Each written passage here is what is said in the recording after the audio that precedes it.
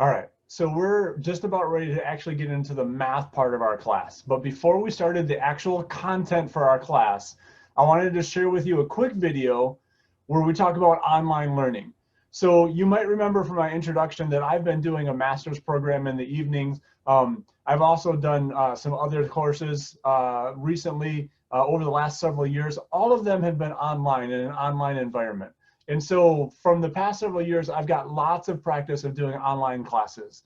And what I want to share with you right now in this video are 5 tips, tricks, secrets, whatever you want to call it, that I've picked up over the years as far as things that people do when they're successful online learners do, the kinds of things successful online learners do. So 5 tips, 5 tricks. I don't want to call them secrets because almost everything I'm going to share with you, you probably already know. Maybe all of it you already know. So think of this more as just a reminder or permission to do these things as you're learning in the online environment.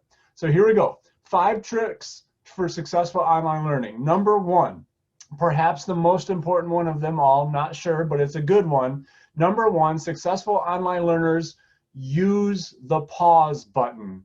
They use the pause button. Remember, you're watching videos to learn content. So anytime you find yourself in a situation where the professor's going a little too fast or they're moving on too quickly from a topic and you don't have your notes all the way caught up or all the way done, hit that pause button, get your notes caught up, and then resume the video.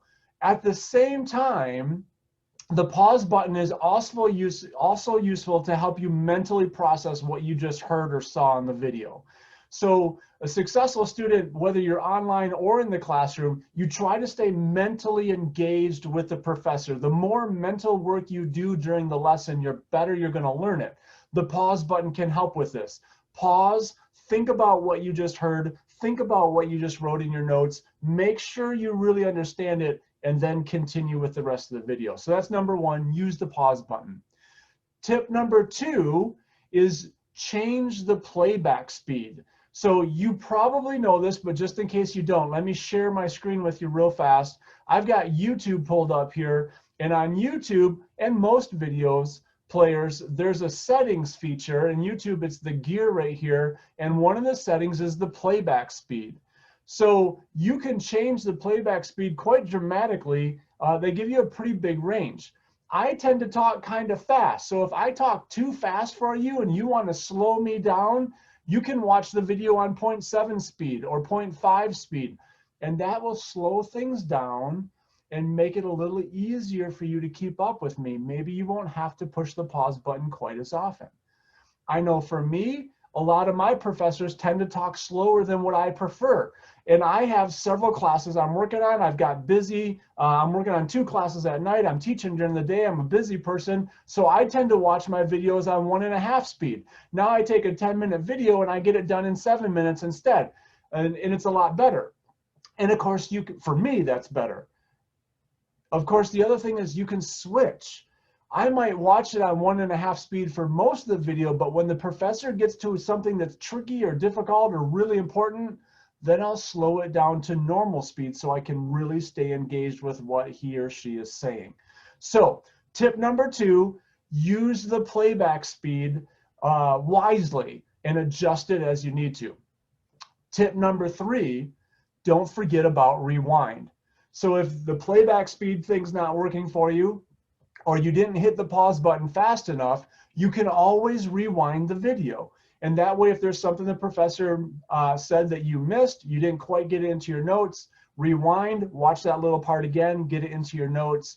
Or maybe you didn't quite understand it. So after your notes are done, then you rewind it. You don't have to write anything down. You can just completely mentally engage with the professor, think about what he or she is saying, and watch that little piece again.